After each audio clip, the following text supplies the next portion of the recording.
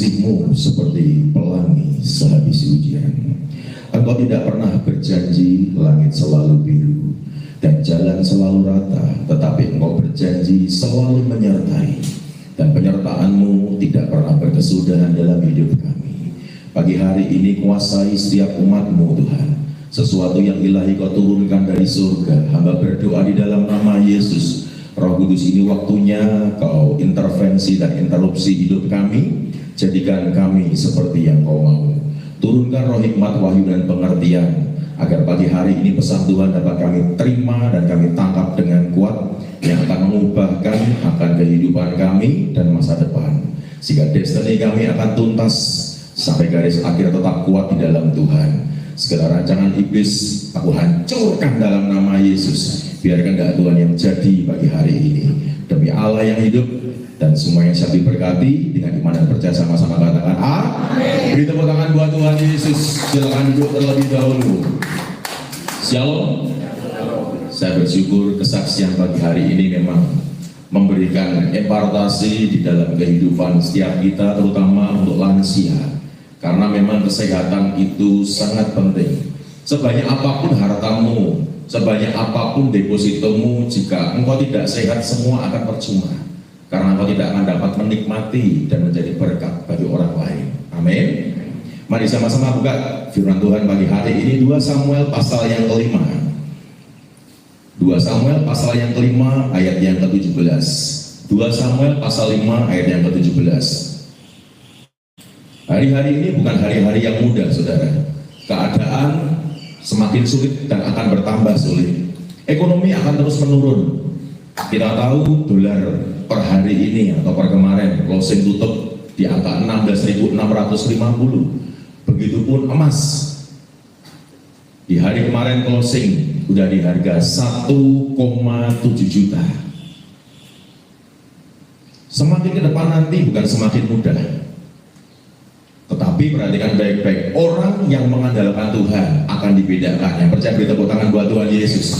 Dari kesaksian Pak Hadi tadi, begitupun kesaksian song leader, di mana orang yang mengandalkan Tuhan pasti dibedakan. Maka dunia mau berubah, keadaan mau tambah susah, tetapi orang-orang yang mengandalkan Tuhan, firman Tuhan berkata, orang yang percaya kepada Tuhan tidak akan dipermalukan. Yang percaya beri tepuk tangan sekali lagi buat Tuhan Yesus.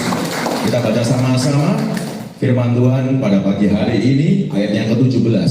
Ketika didengar orang Filistin bahwa Daud telah diurapi menjadi raja atas Israel, maka majulah semua orang Filistin untuk menangkap Daud. Semua perhatikan saya ke depan, bahwa hidup di dalam Tuhan itu ketika engkau terima pengurapan, jangan engkau berpikir dengan pengurapan membuat engkau tenang, membuat engkau nyaman, dan semua baik-baik saja. Bahkan saya banyak mendengar kehidupan orang-orang Kristen pelayan Tuhan. Mereka sering kalinya ketika melihat hamba Tuhan yang diurapi, mereka meminta legasi. Saya bisa berbicara seperti ini karena Bapak rohani saya menyampaikan banyak dari anak-anak rohaninya itu meminta legasi. Padahal beliau belum berpulang loh. Udah pada minta legasi, warisan akan urapan yang Tuhan beri dalam kehidupannya. Padahal saya yang menuntut beliau, dan saya katakan bukan karena kesombongan, tapi karena satu kata, setia. Saya ikut beliau udah 18 tahun, dan saya paling lama di Indonesia untuk mengikuti dalam pelayanan beliau. Dan tidak pernah saya meminta akan warisan legasi. Karena bagi saya satu hal, hasil selalu Tuhan, proses itu kita. Amin. Karena seperti firman Tuhan berkata, carilah dahulu kerajaan Allah dan kebenarannya. Itu bagian siapa? Kita. Maka semua akan ditambahkan. Itu bagian Tuhan. Tapi seberapa banyak kita seringkali fokusnya, semua akan ditambahkan. Kita menanti-nantikan akan blessing Tuhan, akan berkat Tuhan. Sedangkan bagian kita, proses kita tidak dilakukan. Saya seringkali berkata, kunci hidup sukses itu proses, bukan protes. Mau sukses banyak protesnya, tidak akan sukses. Amin. Maka di saat Daud diurapi jadi raja, dan justru musuh mereka maju semua, dan mereka berusaha untuk menangkap Daud. Di saat ada pengurapan Tuhan dalam kehidupanmu, masalah tidak akan tambah sedikit, tambah banyak. Iya. Tujuannya apa? Apakah Tuhan tidak sayang dengan engkau? No. Tuhan sangat menyayangi engkau. Tetapi bagaimana iman itu bisa naik level jika tidak ada masalah dalam kehidupan? Keadaanmu nyaman, keadaanmu tenang, ekonomimu baik-baik saja, bahkan berkelimpahan. Bagaimana engkau belajar caranya berharap? Bagaimana engkau belajar caranya percaya? Karena iman yang besar sanggup mengubahkan keadaan. Yang percaya katakan amin.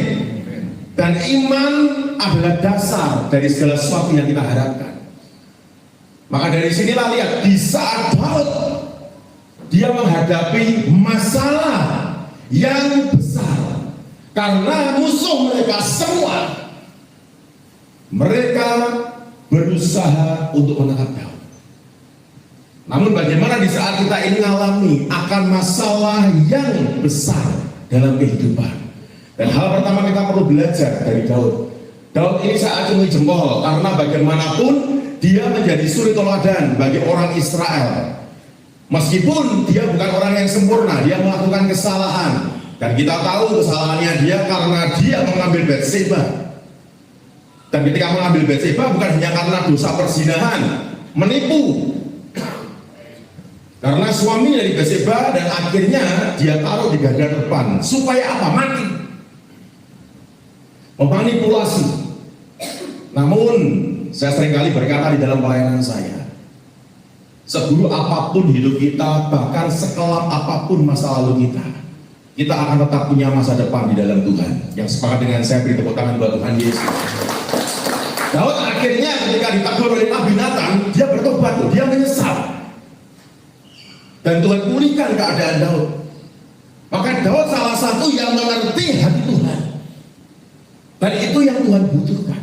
Tuhan gak butuh yang lain dalam hidupmu, Tuhan yang butuh hatimu. Karena dalam hati terpancar kehidupan. Amin. Ketika Daud mengalami masalah, perhatikan baik-baik hal pertama. Tetapi Daud mendengar hal itu di saat musuhnya datang menyerbu, lalu ia pergi ke kubu pertahanan. Kubu pertahanan ini berbicara kita mencari Tuhan, bukan yang lain. Seberapa banyak seringkali kehidupan anak Tuhan. Seperti tadi ketika saya sampai ke tempat ini, saya berpikirnya tadi pada waktu di depan, aduh ini saya telat. Meskipun hanya sekitar 4 menit, saya masuk menginjakkan kaki di depan, saya lihat jam 8 lebih 4 menit. Ternyata puji Tuhan belum dimulai. Karena pada waktu saya sedang parkir, saya sembari menerima telepon dari seorang jemaat. Dan dia meminta untuk saya mendoakan papanya karena kondisi papanya cukup kritis pagi ini. Dan saya berkata, belajar mempercayai Tuhan, jangan pakai pikiran, pakai iman. Karena semua yang terjadi dalam kehidupan atas seizin Tuhan. Dan kalau engkau mengalami seperti ini, kenapa kau harus langsung telepon saya? Yang pertama harusnya kau lakukan adalah doa.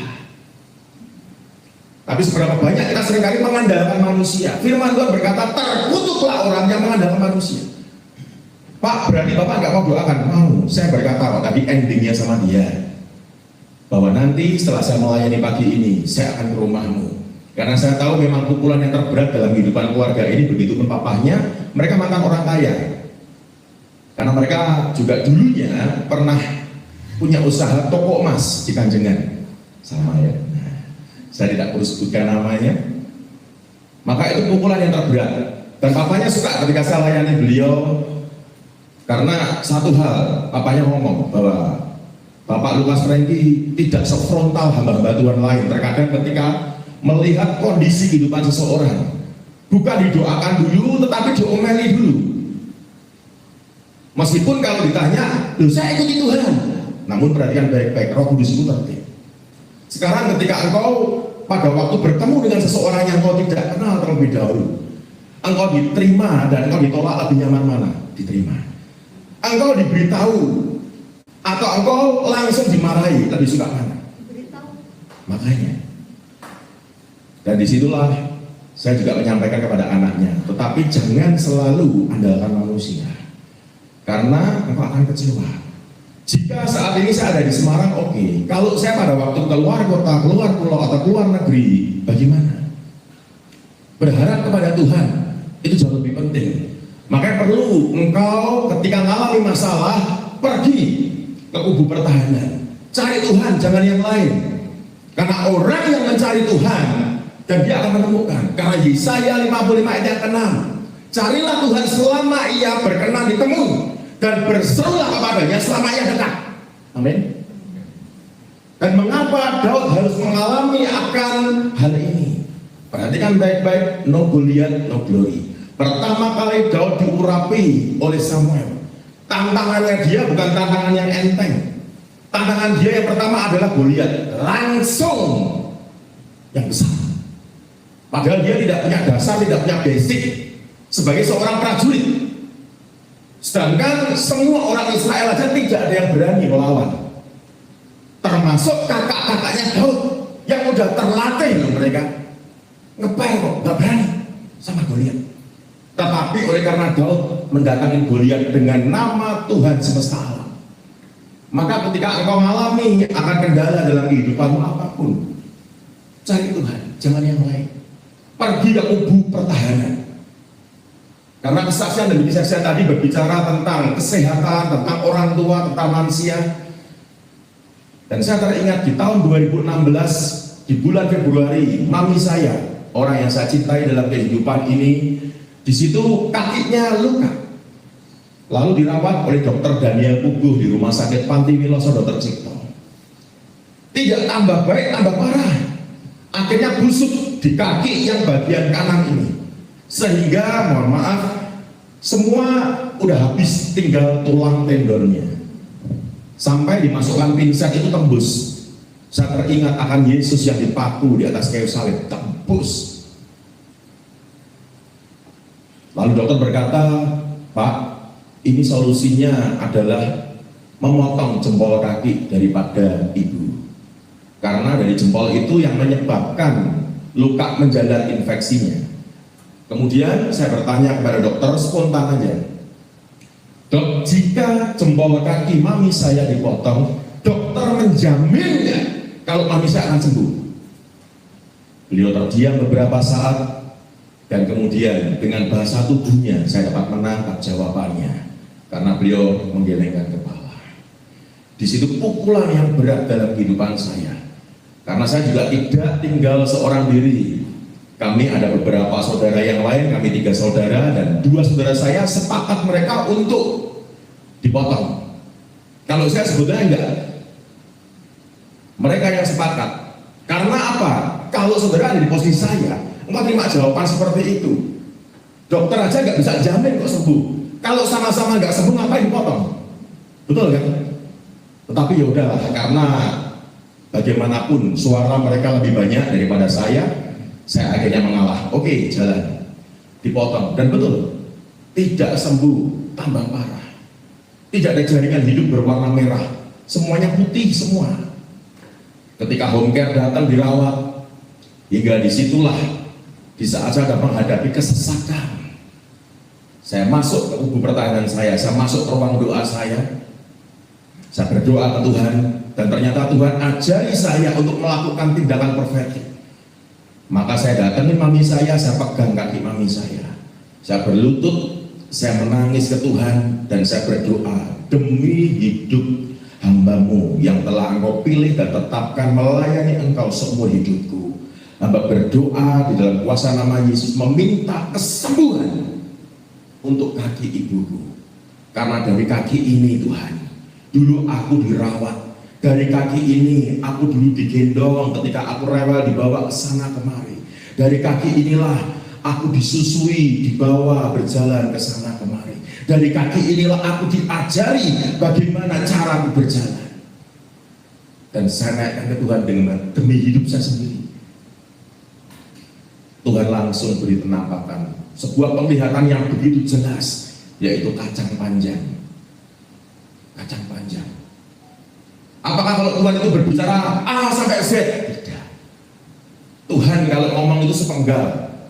Tetapi bagaimana kita itu belajar untuk terus melibatkannya. Bukan terus kita seringkalinya itu bertanya, sidik-sidik bertanya. Nanti termasuk, maaf, kadang ada yang sampai saya katakan kebangetan lah sebetulnya. Pakai celana dalam tanya warna apa Tuhan? Ini kok sepertinya babok no Tuhan. Bukan karena apa, itu kan sebetulnya sesuatu yang kita bisa pakai sendiri. Wong itu juga nggak kelihatan, tertutup kan? Apa kemudian saudara pakainya di luar seperti Superman? Kan tidak. Nah, maka itulah di saat saya ditampakkan penglihatan itu oleh Tuhan, saya ngomong sama mami saya, mami mau kan saya buatin jus kacang panjang? Dan mami saya berkata mau. Saya buatin jus kacang panjang. Pertama original, tanpa apa-apa. Saya ambil 8 batang, saya blender, saya kasih air secukupnya, karena saya pakainya itu cangkir yang ada mililiternya. Saya buatkan 600 cc ya, 600 mililiter. Kemudian jam 9 pagi sama jam 5 sore, sehari 2 kali saya buatkan. Hari pertama ketika dinikmatin original, beliau ya berkata, besok tolong dikasih es batu ya, karena rasanya langung. Oh ya, baik. Akhirnya saya beli es batu, terus itu berjalan. Dan hanya kurun waktu 2 bulan, jaringan merah itu mulai muncul. Gula darah yang tadinya tinggi, jadi normal kembali. Dan di tahun 2016 bulan Februari, mami saya masuk rumah sakit. Dan bulan Oktobernya, dari kaki yang sebelumnya busuk seperti itu, kalau mau pergi, ketika kita mau misalnya mami kepengen makan apa, kaki harus dibungkus sama tas kresek. Saya taruh beliau di kursi roda, saya gendong beliau, saya taruh di mobil saya, kita berangkat, kita makan, kepengen makan soto, saya ajak. Dan di tahun yang sama, bulan Oktober, sembuh total. Beri tepuk tangan buat Tuhan. Memang keusilan saya muncul. Setiap obat yang diberikan dokter, setiap kontrol, saya searching ke Google semua. Mami saya kendalanya adalah gula, diabetes. Tetapi dengan luka yang ada, dokter memberikannya obat jantung. Akhirnya obat ini tidak saya berikan. Tidak saya berikan ke mami saya, tetapi obat yang untuk gula, untuk luka, saya beri. Semua dalam penyertaan Tuhan, karena Tuhan berjanji akan menyertai. Amin. Dan itu nyata. Maka di saat saya masuk ke kubu pertahanan, saya pray, saya cari Tuhan, bukan manusia. Tuhan tolong. Di tahun yang sama, mami saya sembuh. Sampai dokter Daniel Pugu, kalau ketemu saya, beliau berkata, ini kekuatan cinta dari bapak kepada ibunya. Karena selama di rumah sakit pula, pagi, siang, sore, malam, saya yang ada di sana. Bahkan ketika saya harus melayani, seringkalinya saya tidak mandi. Jadi kalau saudara berkata, bapak pagi ini nggak mandi, percayalah, saya udah mandi, saudara. Karena ketika saya jaga mami saya, di saat saya harus tinggalkan melayani persekutuan doa di beberapa tempat apapun gereja ketika ibadah Pantai Kosta atau ibadah pencurahan Roh Kudus 10 hari, ibadah jam 7 malam, saya nunggu istri saya untuk menggantikan. Karena 2 saudara saya semua di Jakarta, yang di Semarang saya. Itu kadang saya berguru dengan mami saya. Karena kami 3 bersaudara, cewek yang pertama, yang 2 saya, yang ketiga adik saya cowok. Saya bilang, mami, anak yang paling besar, anak bareng, bahasa kita orang Jawa, anak yang mami sayangi, karena cewek satu-satunya. Sedangkan adik saya, karena anak bungsu, seperti mami saya anak bungsu, pasti yang paling dikasihi. Lalu saya adalah anak yang dibutuhkan, karena saya ada di kota Semarang, saya ada bersama dengan beliau. Tetapi dari saya inilah banyak keajaiban yang Tuhan beri dalam kehidupan mami saya, termasuk untuk diubah jadi berkat. Karena ketika tahun 2016 mami saya sembuh, hal pertama yang diinginkan pergi ke rumah anak-anaknya semua ke Jakarta. Saya antar ke Jakarta, menginap di tempat kakak saya tinggal balik Semarang. Lalu setelah 2 bulan nyaman tinggal di tempat kakak saya datang lagi mau jemput, ngajak ke tempat adik saya. Selama mami saya di Jakarta, adik saya gak pernah tengok. Sampai mami saya pengen datang ke rumah anak yang bungsu. Saya antar ke sana, ternyata respon dari istrinya adik saya, dari menantunya, tidak seperti yang diharapkan. Mami saya memang karena gula mata tidak terlalu jelas untuk melihat, tapi telinganya, bahasa kita tengen. Saya percaya Pak Hadi pasti ngerti maksud saya. Tengen atau peka telinganya. Nah, jadi ketika datang masuk istri atau menantu, istri dari adik saya itu malah banting itu, jejer masuk kamar. Mami saya hatinya hancur. Adik saya tidak nawarin mami masuk, yang nawarin saya. Padahal saya bukan punya rumah, cuma saya karena punya otoritas saja saya kakak. Ayo mami masuk. Setelah duduk sebentar, mami saya langsung bilang, ayo nang mulai. Nong gini kayak orang ngemis. Wah kaget saya, mami saya udah bilang begitu. Masuk ke mobil dan mami menangis. Saya lihat air mata mulai turun. Kemudian mami berkata, ayo balik Semarang. Wes pokoknya mami ikut kamu.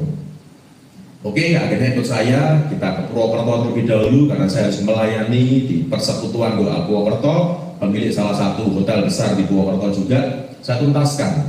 Mami saya ajak ke sana sampai balik ke Semarang. Itu di bulan Februari. Lalu di Semarang beberapa bulan Maret, April, Mei tanggal 20. Tuhan panggil mami saya bukan dengan kesakitan, bukan karena luka lagi, sehingga ketika berpulang pun tidak ada luka sedikit pun di kakinya, sembuh semua total.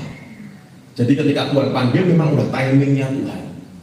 Dan mami saya meninggal di hari Sabtu Kliwon. Secara manusia orang berkata ini nanti akan geret, akan narik, itu kutub dari keturunan yang harus dipatahkan. Makanya kakak dari mami saya mulai panik. Kakak saya, adik saya mulai panik. Maka kalau orang tidak mengandalkan Tuhan sungguh-sungguh, mereka mulai panik, mulai bimbang. Dalam hal ini saya sebagai hamba Tuhan, saya dengan otoritas yang dari Tuhan, saya berkata, saya tidak mau ikuti mereka. Harus buang lele sesuai sejumlah dengan usia daripada almarhum. Harus mecah genteng. Lah saya ngomong rumah mami itu pakainya asbes, bukan genteng. Kalau dipecah ambrol semua. Maka saya mau berkata kepada dia, beberapa semua saya berkata, mau percaya Tuhan atau tahayul? Saya bilang begitu. Dunia atau surga? Kalau saya surga. Maka ketika kakak dan adik saya sepakat, oke, saya ajak ke rumah mami saya, kita nyembah Tuhan, saya pimpin, kita pray, doa, saya patahkan semua. Dan dari tahun 2017 sampai tahun ini tidak ada satupun geret-geretan. Beri tepuk tangan buat Tuhan. Poin yang penting ketika kita datang ke kubu pertahanan, cari Tuhan, jangan yang lain. Saya membuktikan kok. Karena banyak yang panik semua. Sabtu Kliwon, ini pasti geret ini. Karena memang dari kakaknya, ciciknya mami saya meninggalnya hari Sabtu. Mamahnya mami saya meninggalnya hari Sabtu. Dan mereka semua disyaratin karena memang sekalipun mereka Kristen, mereka bukan seperti saya. Mereka dari gereja yang lain, mereka bukan gereja yang karismatik, apalagi profetik. Sedangkan saya dibawa Tuhan dengan karismatik dan profetik, berbicara tentang iman di atas pikiran dan logika. Maka mereka masih ngikutin. Pecah semangka, saya bilang ngapain harus dipecah? Lebih baik itu dipotong-potong, bagikan kepada orang-orang yang membutuhkan. Itu jauh lebih bernilai loh, daripada dibuang sia-sia dipecah. Amin. Lihat ayat selanjutnya. Ketika orang Filistin itu datang dan memencar di lembah Refaim, bertanyalah Daud kepada Tuhan, apakah aku harus maju melawan orang Filistin itu? Akan kau serahkankah mereka ke dalam tanganku? Tuhan menjawab Daud, majulah, sebab aku pasti akan menyerahkan orang Filistin itu ke dalam tanganmu. Hal kedua, ketika engkau mengalami masalah yang lebih besar, engkau perlu bertanya kepada Tuhan. Maka ini poin yang penting pagi ini saya berikan daging yang dari surga, tidak hanya mana, karena saya percaya apa yang Tuhan buat dalam kehidupan itu selalu mendatangkan kebaikan. Amin. Kenapa kita harus tanya Tuhan? Karena kita udah terbiasa hidup dengan kedagingan, yaitu apa? Pikiran, main perasaan, logika lebih dominan. Saya mau katakan Tuhan itu bukan ilmu pengetahuan. Karena dari 5 roti 2 ikan, sepandai-pandainya ibu-ibu mengolah makanan. Engkau yang bergelut dalam dunia kuliner, dari 5 roti 2 ikan, ketika kau potong tipis-tipis sekalipun, kau penuhi 12 bakul, bisa penuh? Tidak. Sedangkan 12 bakul itu baru sisanya. Dan itu sudah diberi makan 5.000 orang sampai kenyang. Maka sepandai-pandainya engkau, setinggi-tingginya akademismu, mau S1, S2, Samsung tahun ini S25, engkau tidak akan pernah bisa mengukur kuasa Tuhan dengan pikiran dan logika. Maka perlu tanya Tuhan. Tanya Tuhan. Amin. Karena cara Tuhanlah yang paling efektif dalam kehidupan kita. Ketika tidak ada jalan dalam hidupmu, engkau merasa mentok buntu, Tuhan berkata, akulah jalan dan kebenaran dan hidup. Sehingga dengan jalan Tuhan, cara Tuhan, engkau belajar untuk dibawa Tuhan masuk dalam dimensi supranatural.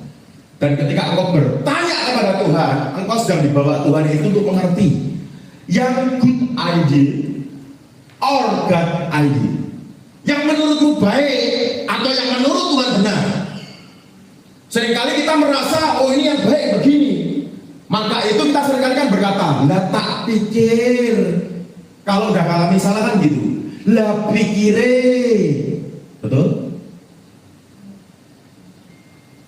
Itu good idea.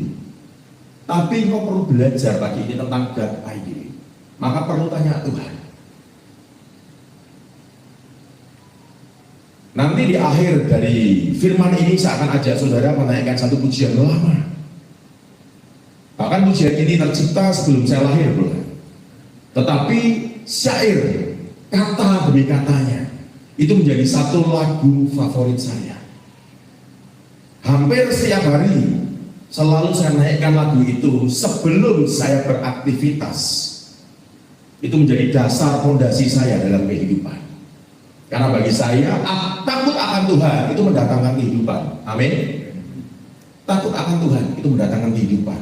Makanya apapun masalahmu di tahun 2025 ini, kesehatanmu, pekerjaanmu, bisnismu, rumah tanggamu, bahkan telananmu, tanya Tuhan.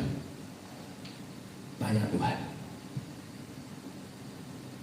Saudara mungkin mau debat saya, Pak, lah kalau Tuhan nggak ngomong. Kalau Tuhan nggak ngomong, saya tidak akan lakukan apapun. Sebab itu yang saya pernah saksikan ke saudara atau lupa saya, karena banyak tempat yang saya layani, karena di tempat ini juga ada satu orang ibu yang mungkin bosan lihat saya, tapi ya beliau datang itu nyatanya dari hari Selasa, Rabu, Kamis, tiap hari ketemu saya terus ya. Saya melayani nggak berhenti soalnya. Iya, itu orangnya di belakang. Dari saya khotbah hari Selasa, Rabu, Kamis datang terus. Saya percaya dari apa yang Tuhan beri melalui pewahyuannya itu memberikan kekuatan. Amin. Maka perhatikan baik-baik, ketika kita itu Tuhan suruh, ya, di saat Tuhan berkata, nah, maju, apapun yang Tuhan perintahkan, apapun yang Tuhan suruhkan, lakukan. Enak gak enak? Contoh yang paling gampang, ngampuni itu susah atau gampang? Jujur aja, susah. Bahkan tidak sedikit banyak anak Tuhan, hamba Tuhan, pelayan Tuhan, ngampuni susah. Saya pernah mendengar seorang pelayan Tuhan poster gereja lagi full timer. Ketika dia jengkel dengan seseorang, dia ngomong sampai dibuat story dalam media sosialnya, mbok sampai mati. Tak tegur langsung orang ini. Saya menegur karena firman Wahyu 3:19 dikatakan, barang siapa Tuhan kasih yang kutegur dan kuajar, maka relakan hatimu dan bertobat. Saya tegur dulu. Saya bilang, kamu pelayanan percuma, karena semuanya akan sia-sia. Di surga tidak ada kekecewaan, di surga tidak ada kepahitan. Kalau kamu tidak bisa lepaskan, itu baru dari cara mengampuni. Yang kedua, terkadang ketika Tuhan suruh menabur, yang ada apa? Kabur. Kepengen diberkati mobil, kadang nabur juga kagak. Ketika nabur pun sendal jepit, mintanya mobil nggak bisa. Hukum Tuhan yang tidak bisa ditawar adalah tabur tuai. Apa yang kau tabur, kau pasti nuai. Amin. Makanya perhatikan baik-baik supaya saudara itu pagi hari ini tangkap dengan kuat apa yang menjadi pesan Tuhan. Saya enak gak enak kalau Tuhan suruh tak lakukan. Karena bagian saya apa? Proses. Bagian Tuhan hasil. Saya tidak pernah mempersoalkan hasilnya. Proses saya kerjakan. Carilah dahulu kerajaan Allah dan kebenarannya, maka semua akan ditambahkan.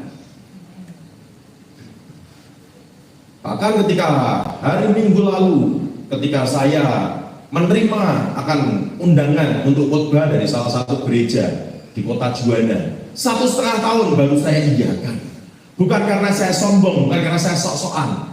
Sebab udah ada 8 gereja rutin yang saya layani setiap minggu. Dan apakah dari satu gereja yang baru yang sudah saya layani saya tinggalkan? Tentu tidak. Saya harus atur semuanya dalam ketepatan. Supaya apa? Semua dapat berjalan.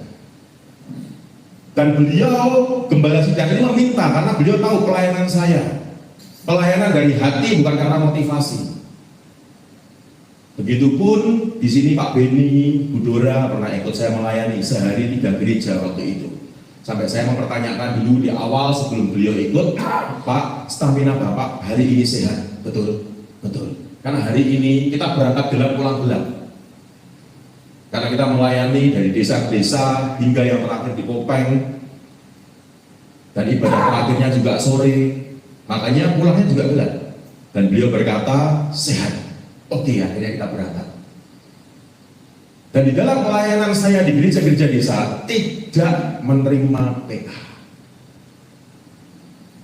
Disitulah Gembala Sidang kemarin ketika ngobrol dengan saya sebelum ibadah mulai, kita berbincang di rumahnya sambil ngeteh, beliau berkata, Pak, maaf ya Pak, dengan pelayanan Bapak seperti ini, lalu untuk kelangsungan hidup rumah tangga Bapak bagaimana?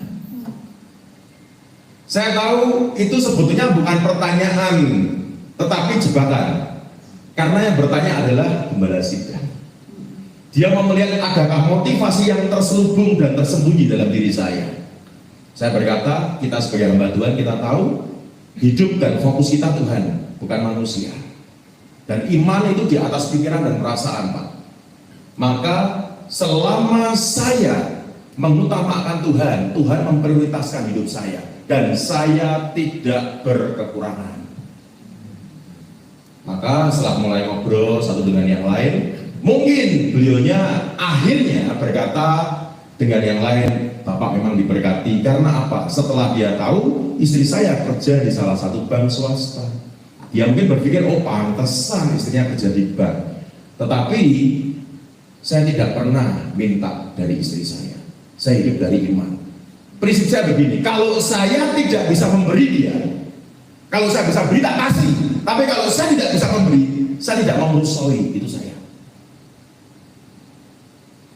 Sampai ketika saya melayani luar pulau, istri saya aja ketika lihat isi dompet saya kaget, pengen tahu, kosong. Sampai dia berkata, Papa kok nggak mau jujur, Papa nggak mau ngomong. Saya berkata, iman di atas pikiran dan logika. Karena prinsip saya begitu, kalau nggak bisa ngasih, ya jangan merusoi. Karena apa? Kita tulang punggung, bukan tulang tulung. Amin. Saudara karena serius bisa aja bingung. Iya kan? Nah, kita laki-laki adalah tulang punggung.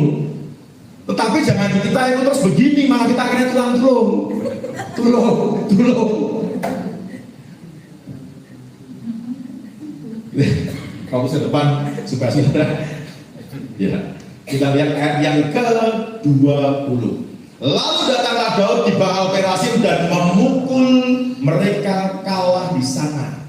Berkatalah Daud, Tuhan telah menerobos musuhku di depanku, seperti air menerobos. Sebab itu orang menamakan tempat itu Baal Perasim, Tuhan yang berperang gantikan kita. Dan ini menjadi visi pelayanan kami di tahun 2025. Baal Perasim, Tuhan yang menerobos musuh kita di depan kita seperti air menerobos. Kalau seperti air menerobos berarti ada tantangan, ada rintangan. Tetapi seperti apapun tantangan, rintangan, sampah, hambatannya, tetap Tuhan bisa terobos itu semua. Beri tepuk tangan buat Tuhan Yesus. Lihat ayat 21, orang Filistin itu meninggalkan berhalanya di sana. Lalu Daud dan orang-orang yang mengangkatnya, ayat 22. Ketika orang Filistin maju sekali lagi dan memencar di lembah Refaim. Hati-hati, musuhmu tidak akan menyerah. Dia selalu berusaha mencari celah dan lengahmu. Makanya perhatikan ayat yang 24. Dan ayat 23, maka bertanyalah Daud kepada Tuhan, dan ia menjawab, Tuhan menjawab, janganlah maju, tetapi buatlah gerakan lingkaran sampai ke belakang mereka, sehingga engkau dapat menyerang mereka dari jurusan pohon-pohon kertau. Hal yang kedua yang saudara perlu lakukan untuk engkau menghadapi masalah yang besar, hal yang ketiga ini adalah pakai strategi Tuhan. Strategi Tuhan bukan strategimu, cara Tuhan bukan caramu. Sehingga kalau kau pakai strategi Tuhan, apa yang Tuhan maukan bukan kebiasaan. Engkau melayani jangan dengan cara pelayanan yang sama, rutinitas, capek saudara. Apa yang Tuhan mau, dan itu selalu akan membawa perubahan. Yang percaya katakan amin. Strategi Tuhan, kalau yang pertama Tuhan suruh maju, yang kedua Tuhan suruh maju lagi, Tuhan kasih strateginya, jangan maju. Kalau kita terpatok dengan yang pertama, kita nggak tanya Tuhan lagi, kita akhirnya sok tahu nih, terus tetap maju, babak dunia saudara. Karena mereka memencar, mereka berusaha untuk pakai strategi baru, tapi Tuhan bukan manusia. Maka Tuhan berkata dengan strategi Tuhan, jangan maju, tetapi buat gerakan melingkar. Justru musuh mereka di tengah, mereka melingkar, ngepung sampai ke belakang mereka, sehingga engkau dapat menyerang mereka dari jurusan pohon-pohon kertau. Dan apabila engkau mendengar bunyi gerak langkah di puncak pohon-pohon kertau itu, maka haruslah engkau bertindak cepat. Kalau Tuhan suruh, jangan banyak mikir. Amin. Apapun Tuhan suruh kau doakan, doakan. Jangan terus banyak mikir. Ketika Tuhan suruh kau bergerak, bergerak. Tuhan suruh kau melayani, layani. Lah gak ada temannya apa? Saya udah terbiasa dididik Tuhan sendirian. Walaupun banyak yang pengen ikut, saya selalu berusaha untuk atur. Oke, bukan saya tidak mau, saya udah terbiasa. Ke desa-desa pun saya sendirian. Karena Tuhan mau buat seperti apapun, saya selalu siap. Karena prinsip saya satu hal, mau. Tuhan tidak butuh orang mampu, Tuhan yang butuh orang mau. Karena orang yang mau Tuhan pakai, Tuhan bisa beri kemampuan. Yang sepakat dengan saya katakan amin. Sedangkan orang yang mampu, kalau Tuhan mau pakai dia tidak mau, percuma, value-nya nggak ada. Makanya pakai strategi Tuhan. Dan kalau Tuhan suruh, ojo kakek mikir, langsung lakukan. Amin. Apapun itu. Karena ketika aku bergerak dengan cepat, kuasa Tuhan menyertai, percepatan waktu Tuhan bisa terjadi. Saya membuktikan dari siapa? Maria, ibu Yesus. Di saat Maria datang kepada Yesus, ketika ada perkawinan di Kana, mereka mengalami kekurangan anggur. Maria ngomong, mereka kekurangan anggur. Yesus berkata bahwa belum waktuku. Permintaannya ditolakkan. Maria nggak nyerah itu. Maria juga nggak kecewa, nggak ngomel itu.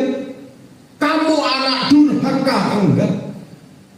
Maria berkata kepada pelayan-pelayan, apa yang dikatakan oleh Yesus lakukan. Firman itu keren, mengempartasi dalam kehidupan manusia rohani saya kuat. Karena apa? Itu bukti pengenalan dengan Tuhan yang benar. Karena Maria kenal Yesus.